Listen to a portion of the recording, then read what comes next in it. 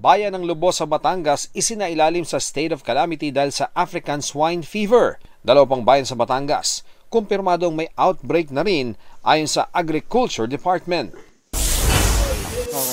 Pangulong Bongbong Marcos, tutol sa nais ng Senado na suspindin ulit ang PUV Modernization Program. 7 beses na itong nasuspinde at minority lang daw ang tutol sa programa.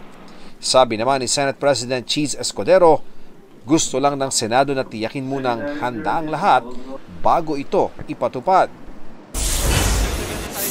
PNP, dodoblehin ang puwersang nagbabantay sa mga train station sa Metro Manila. Mula Enero hanggang Hulyo, mahigit 20 krimen ang naitala sa mga istasyon ng tren sa Metro Manila. Pero posibleng mas mataas pa raw ang bilang, di lang na ire-report. Ian Cruz nagbabalita para sa GMA Integrated News. Huwag magpahuli sa mga balitang dapat ninyong malaman. Mag-subscribe sa GMA Integrated News sa YouTube. Sa mga kapuso abroad, subaybayan nyo kami sa GMA Pinoy TV at sa www.gmanews.tv.